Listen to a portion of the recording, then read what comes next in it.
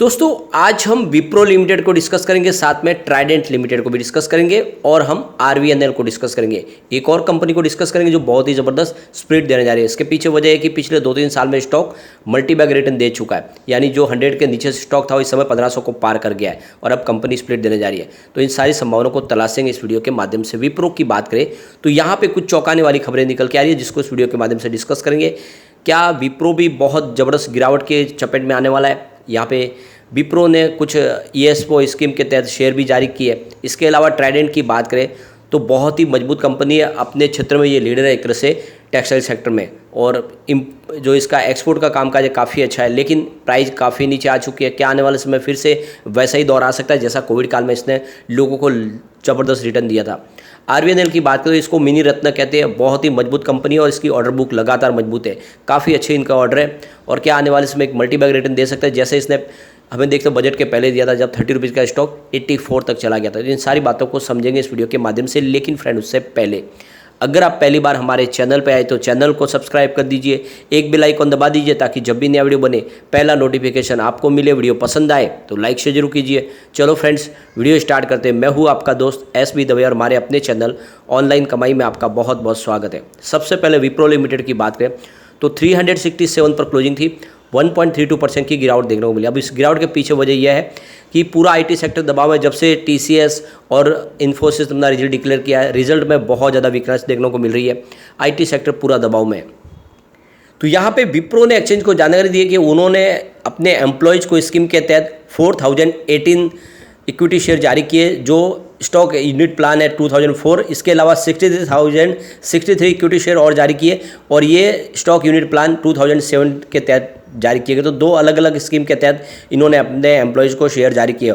और ये सबसे सुंदर बात है विप्रो की, लगातार अपने एम्प्लॉयज़ को बहुत अच्छे तरीके से खुश रखते हैं, क्योंकि लगातार उनको कंपनी के शेयर जारी किए जाते हैं और ये इनके लिए एक बहुत बड़ा बेनिफिट है जो इनको ईएसओ स्कीम के तहत यहाँ पे शेयर मिलते हैं। अब जैसे कि टीसीएस ने अपना रिजल्ट डिक्लेयर किया इस बार, देखें तो उसका टोटल उनके कॉन्ट्रैक्ट वैल्यू है वो फाइनेंशियल 2023 की बहुत कम है 22 के मुकाबले, और उस हिसाब से देखें तो बिजनेस कम होता हुआ दिखाई दे रहा है। और आप देख सकते हो कि ये एक तरह से स्लो डाउन का इफेक्ट है, जो ग्लोबल स्लो डाउन चल रहा है, और इस वजह से आईटी सेक्टर को इसका दबाव झेलना पड़ रहा है। तो यहाँ पे देख सकते जिस तरह से रिजल्ट इस बार कमज़ोर दिखाई दे रहे हैं, ऑर्डर बुक काफ़ी वीक दिखाई दे रही है, इसका असर विप्रो में भी देखने को मिल सकता है। जब मजबूत कंपनियों के रिजल्ट में अगर कमी है तो विप्रो में डेफिनेटली इस बार कमी दिखाई देगी, क्योंकि जो एनालिस्ट है उन्होंने भी जो प्रेडिक्शन किया था उस हिसाब से भी और कमजोर रहे रिजल्ट।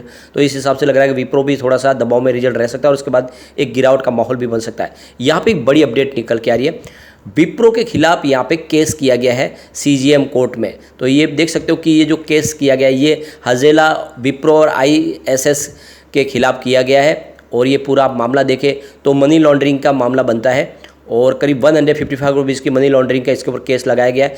तो जो एनआरसी है इसमें आप देख सकते हो कि नेशनल रजिस्टर जो है सिटीजन्स का, जो जिसके तहत सुप्रीम कोर्ट की तरफ से अपॉइंटमेंट की गई थी, और इस रजिस्टर्स के लिए ये जो टेंडर प्रक्रिया थी, इस टेंडर प्रक्रिया में बोलते बहुत सारी घपले किए गए, यानी बिना किसी प्रोसीजर को पूरा किए डायरेक्ट है जो ये टेंडर दिया गया है। तो यहाँ पे ये जो रिपोर्ट दी गई है इसमें कहा गया है कि बिना किसी टेंडर प्रक्रिया के सॉफ्टवेयर डेवलपमेंट का काम विप्रो को सौंपा गया, और इसमें आप देखें तो करीब 5500 करोड़ से लेकर 9100 करोड़ पर मंथ के हिसाब से पेमेंट चुकाया गया, जिसमें बहुत सारे जो नियमों को ताक पे रखा गया। और इसी के तहत ये देखें तो ये बर्मन करके जो व्यक्ति है उन्होंने ये केस किया है, और ये जो केस किया है इन्होंने, इसमें देख सकते हितेश देव शर्मा जो आईएएस रिटायर्ड ऑफिसर थे, जिनके अंदर में ये हजेला में ये कामकाज एनआरसी का चल रहा था, उनके खिलाफ इन्होंने एक एफआईआर दर्ज की है जिसमें विप्रो का भी नाम है। लेकिन अब ये आप समझ सकते हो कि विप्रो का कामकाज तो वो बहुत ही पारदर्शी तरीके से, विप्रो ऐसे कामों में कभी उलझते नहीं है। तो आने वाले समय ये क्लियर हो जाएगा कि क्या है पूरा मामला। लेकिन एक समय देख सकते हो कि जिस तरह से दबाव में है पूरा आईटी सेक्टर, रिजल्ट में इस बार वीकनेस रह सकती है, तो थोड़ी गिरावट हो सकती है। लेकिन अगर डीप में खरीदारी का मौका मिले तो विप्रो में किया जा सकता है। विप्रो एक लंबी रेस का घोड़ा है और लगातार अच्छा बोनस भी कंपनी देती है। अब हम चलते हैं ट्राइडेंट की तरफ। तो यहाँ पे देख सकते 31.45 पर क्लोजिंग थी, 2.93% की गिरावट थी। तो बड़ी तेज़ी के बाद ये फिर से प्रॉफिट बुकिंग हुई है, क्योंकि पिछले 5 दिन में देखें तो अभी इस गिरावट के बावजूद भी 9.20% की तेज़ी देखने को मिल रही है। तो काफ़ी अच्छा दौड़ा था स्टॉक, और आप देख सकते हो इसके अगर रिटर्न को देखें तो पिछले 5 साल के हिसाब से स्टॉक ने 331% का पॉजिटिव रिटर्न दिया है, लेकिन 3 ईयर के हिसाब से 591% का बम्पर रिटर्न दिया। 3 रुपीज़ के आसपास जो स्टॉक था 70 तक चला गया था, इस समय करेक्ट भी हो चुका है। पिछले 1 साल के हिसाब से 42% स्टॉक गिर चुका है। 3 मंथ के हिसाब से 6% की गिरावट है, लेकिन 1 मंथ के हिसाब से वापस 5% की तेज़ी देखने को मिल रही है। 1 डे के हिसाब से लगभग 3% की गिरावट है। तो आप देख सकते हो कि ये लुधियाना बेस्ड एक टेक्सटाइल सेक्टर की मजबूत कंपनी है, जो इसका यान और टॉवेल का बिजनेस है, बेडशीट का बिजनेस है। इसके अलावा company wheat straw based paper बनाती है और कंपनी का केमिकल सेगमेंट भी है। तो काफ़ी अच्छा बिजनेस है और कंपनी लगातार अपने बिजनेस में तेज़ी से आगे बढ़ रही है। और अब अपने हर अलग अलग डिवीजन के लिए उन्होंने अलग से MD भी अपॉइंट कर ली है, जिससे कामकाज में और वृद्धि की संभावना बनेगी। और सबसे जो बड़ी बात है कि इसका जो बिजनेस है वो काफ़ी अच्छा है। ये जो इन्होंने अब देख सकते हो अपने टेक्सटाइल के जो डाटा शेयर किए अपने प्रोडक्शन के, उसमें देख सकते हो कि जो इनका टेक्सटाइल डिवीजन है उसमें 7% के मंथ ऑन मंथ बेसिस पे वृद्धि देखने को मिल रही है। और इसके अलावा देखें बेड लाइनर के बिजनेस में भी 13% की मंथ ऑन मंथ बेसिस पे ग्रोथ देखने को मिल रही है। यार्न डिवीजन की बात करें यहाँ पर भी 15% की मंथ ऑन मंथ बेसिस पे वृद्धि देखने को मिल रही है। तो कुल मिला के देख सकते हो कि इसका जो पेपर और केमिकल डिवीजन है वहाँ पर भी 12% की मंथ ऑन मंथ बेसिस पे वृद्धि देखने को मिल रही है। तो काफ़ी अच्छा रहा प्रोडक्शन में वृद्धि हुई है और कंपनी काफ़ी मजबूत है। आने वाले इसमें US में जिस तरह से थोड़ा सा माहौल आपको शांत होता हुआ दिखाई देगा, इसकी प्राइस बढ़ेगी क्योंकि इसका प्रोडक्शन जो है ज़्यादा करके 50% इसका मार्केट ग्लोबल मार्केट में ये कंपनी काम करती है और US इसका सबसे बड़ा बाजार है। तो वहाँ पे जिस तरह से खरीदारी निकलेगी ये स्टॉक डेफिनेटली दौड़ेगा और काफ़ी मजबूती से स्टॉक में तेज़ी की संभावना बन सकती है। तो लॉन्ग टर्म का नजरिया लेके इस समय निवेश का मौका बनता है।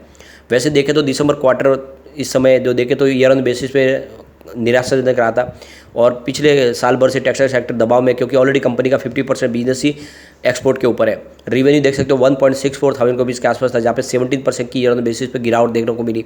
नेट इनकम 144 करोड़ के आसपास रही, जहाँ पे 31% की ईयर ऑन बेसिस पे हमें गिरावट देखने को मिली। और नेट प्रॉफिट मार्जिन 8.79% के आसपास है, जहाँ पे 17% की ईयर ऑन बेसिस पे गिरावट देखने को मिली। तो रिजल्ट ठीक नहीं था, लेकिन क्वार्टर ऑन क्वार्टर बेसिस पे आंकड़े कुछ उत्साहवर्धक थे और इशारा करेंगे इस बार भी रिजल्ट थोड़ा सा बेहतर हो सकता है। वैसे अगर आप देखें तो 2022 इसका सबसे शानदार था।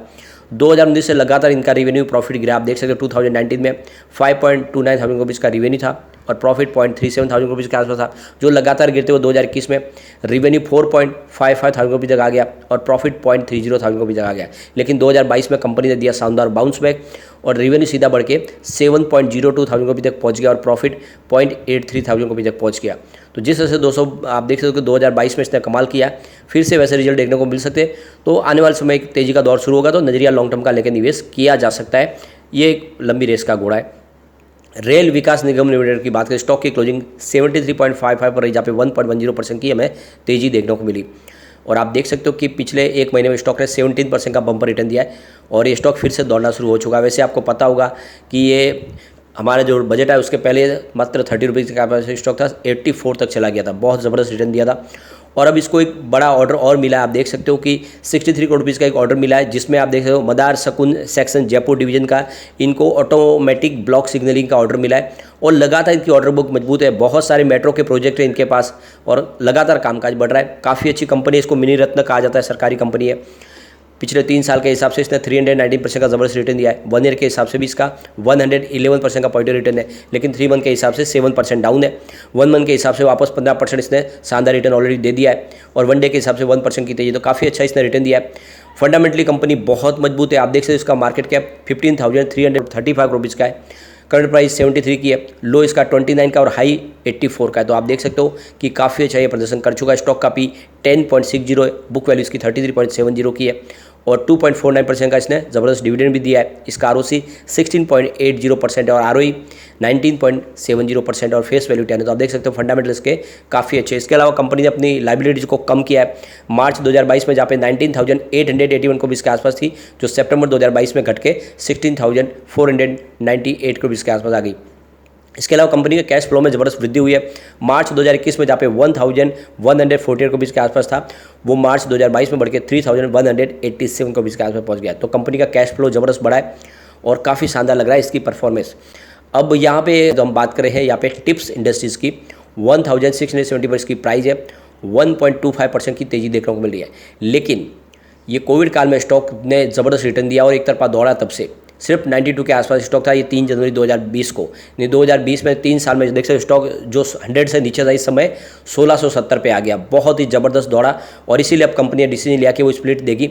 तो कंपनी ने यहाँ पे देख सकते हो कि जो ओल्ड वैल्यू थी इसकी फेस वैल्यू 10 रुपीज़ की, उसको 1 रुपीज़ में बदलने का यहाँ पे विचार कर लिया है। और आप देख सकते हो कि इसकी एक्स स्प्लिट डेट भी आ चुके हैं इसी महीने की 21/4/2023, यानी 21 तारीख के पहले अगर आपके डीमेट अकाउंट में शेयर आए थे तो आपको स्प्लिट का मौका मिलेगा।